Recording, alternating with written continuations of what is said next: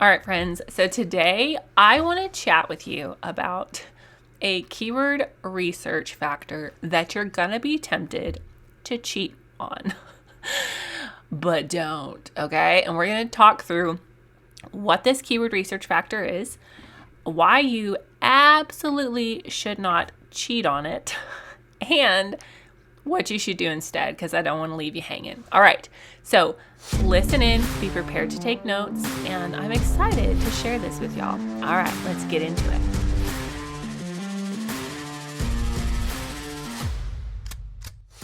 Hey there, fellow entrepreneur. Welcome to Simple SEO and Marketing.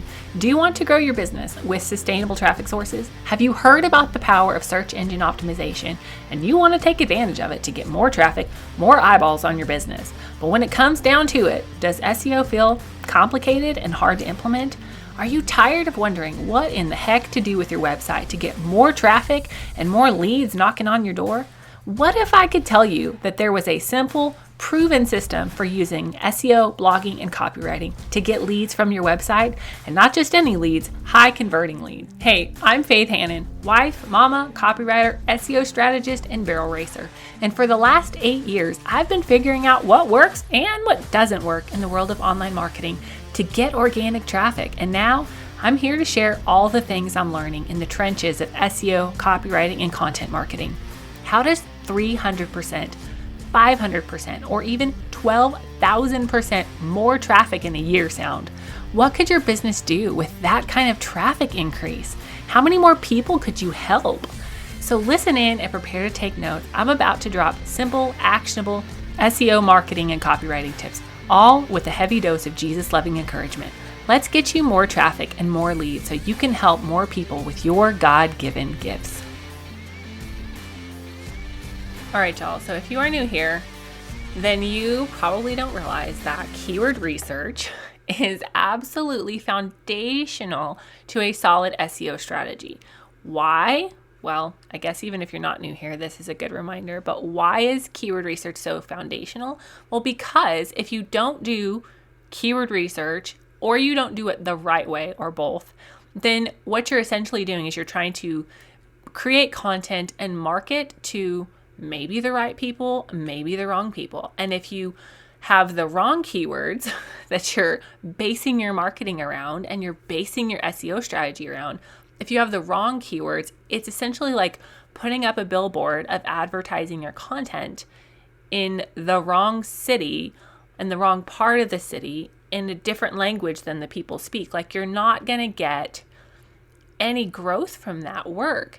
And so keyword research, in my opinion, is absolutely foundational to your SEO strategy, yes, but also your overall marketing strategy. Because if you don't know the words that people are using, then you can't really meet them where they're at to put your product in front of them in a way that they go, oh yes, this is what I need, okay? So keyword research, obviously muy importante, all right?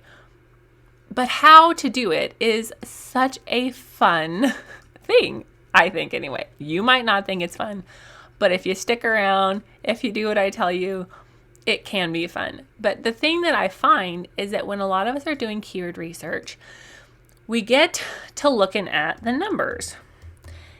And sometimes we get distracted and look at numbers the wrong way. Let me explain. So when you're doing keyword research, especially using my favorite keyword research tool, Ubersuggest, it's very tempting to look at the volume, the search volume, or the size, as I often call it, which is essentially how many times per month that keyword or keyword phrase or long tail keyword phrase, they're all used interchangeably, how many times per month that phrase is searched, okay? And we like to get the idea in our head that, like, okay, we see this word, we see a good volume, we're like, yes, I'm going to go for that. Now, obviously there's lots of problems with that being your only criteria because if you are not a big enough fish to go for that keyword, you don't have a strong enough domain authority, you're not going to get found for that keyword, all of these things.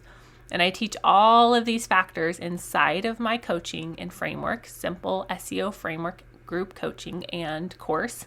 I teach you all of these things. But today I want to talk about the one thing that a lot of us try to cheat when we're doing keyword research. And that thing is, dun, da, da, searcher intent. Now, what is searcher intent, Faith? Well, searcher intent is what the searcher intends to find when they type in that keyword. I know, it's rocket science, right? But the fact of the matter is, sometimes we can get so caught up in a keyword and the volume that we fail to think through, whoa, wait a second, what does the person actually want to find or hope to find when they are typing in that keyword? And the mistake a lot of us make, and I have totally made this myself, is we'll have a keyword phrase. I'm like, yeah, I can go for that. Like I have the street cred. I have the domain authority. Like, yes, I want to get found for that keyword. Put me in, coach.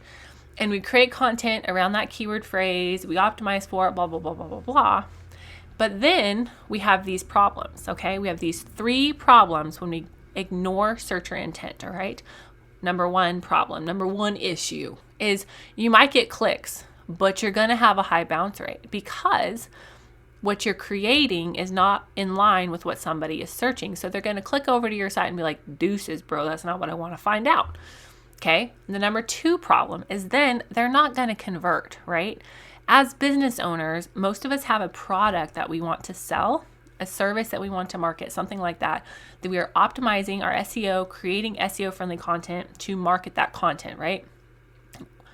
Not everybody on this podcast / most of my clients are not just bloggers trying to get ad money through Medivine or Journey or whatever, right? And so when you're creating content, you need to be thinking through the conversion process of that. Like when somebody clicks on my page or my blog for XYZ keyword phrase, are they a likely candidate to convert? Are they a likely candidate to convert to my email list or to convert directly to a paid product, okay? And when we're going for the wrong keyword phrase because we're ignoring searcher intent, those people that click on over, they're not going to convert, okay? And the number 3 problemo is you're wasting your time. And we all know that time is precious, right? So when you ignore searcher intent, you're kind of shooting yourself in the foot with those 3 things. You're going to have clicks, but they aren't going to do you any good because you're going to have a high bounce rate. They won't convert and you're wasting your time. So what to do instead? Okay? When you're doing keyword research, these are the things that I want you to really, really think through, okay? The W's. I want you to think through the dubs, okay? The number 1 dub. Why would somebody be searching for that phrase? Okay, now I'll use shoes as an example.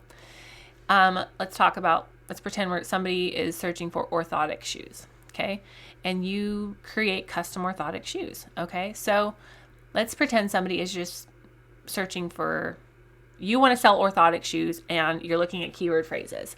And somebody suggests that you just go for shoes. And you're like, oh, that's cool. And you look up shoes. And you're like, ooh, that's too big a thing. That's too large of a keyword. I can't go for that. Let's go for something more specific. And so you go for comfortable shoes. And you're like, yes, I'm going to create content for that. Well, but why is somebody searching for comfortable shoes? Are they searching for comfortable shoes because they want something to wear around the house? Are they searching for comfortable shoes because they want to buy their grandma some comfy shoes? Are they searching for comfortable shoes because they need slippers to keep their feet warm as they sit under their desk? Like, why are they searching for that? Are they actually searching for orthotics? Do they actually know that they have a problem with their foot that could be solved with your custom orthotic shoes? Probably not. Think through that, okay? And then if you're just creating information, right, to educate your people and eventually draw them into your funnels, I want you to ask, what are they hoping to learn? That's a second W. What are they hoping to learn? When they type that keyword phrase in, orthotic shoes, are they hoping to learn what are orthotic shoes? Why are orthotic shoes beneficial? What is the best company to order orthotic shoes? Can I get orthotic insoles instead of an orthotic shoe? Like, think through, what are they hoping to learn? Now, bonus tip here. If you really think through these W's, okay, you're going to end up coming up with some more content ideas, okay? So in my orthotic shoe example, maybe instead of creating one giant piece of content around orthotic shoes and that keyword phrase, maybe it's a better strategy for you to create 5 pieces of content all around all of those possible phrases that they would be hoping to learn, okay? So then you're going to show up 5 times for 5 very specific searches that will also benefit you in the third W, which is where. Where is your searcher? What is their intent? Where are they in their buying journey? Okay? Because let's be honest, we all have a journey, a process that we go through when we're purchasing products. Now, some people, their threshold for impulse buys is $10, right? Like if it's over $10, they're going to think about it a little bit more.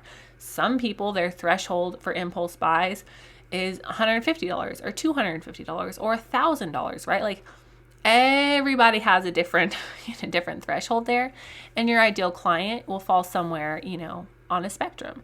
But where is your person in their buying journey? Okay. Most people, I would guess to say, are going to put a little bit of thought and a little bit of time into buying a, several $100 product or $1,000 product or orthotic shoes, right? Like they're going to want to educate themselves along this journey. So orthotic shoes might be at the top of the buying journey, but what are the best orthotic shoes for athletes is going to be lower and further down their buying journey, like lower in the funnel, closer to the purchase time, okay? So think through those things, all right? Now, quick recap. When you're doing your keyword research, instead of just looking at the size of the keyword and your ability to rank for that, I want you to really pay attention to the searcher intent, okay? And I want you to ask yourself the 3 W's. Why would somebody be searching for that keyword phrase?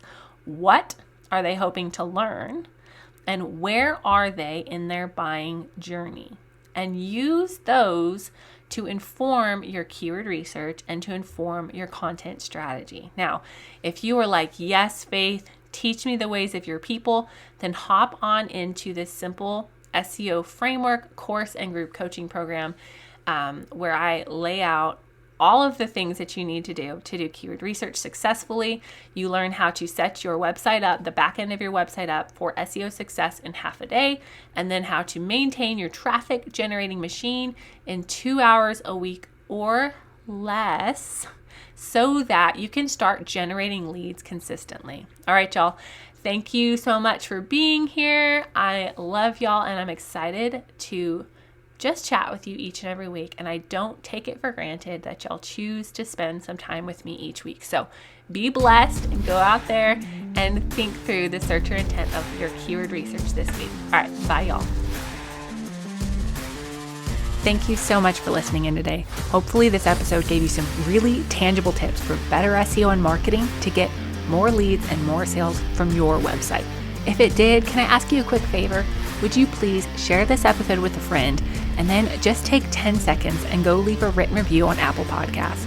That is the very best way to help more Jesus-loving entrepreneurs scale their businesses so that they can help more people with their gifts and make an even bigger impact for the kingdom of God.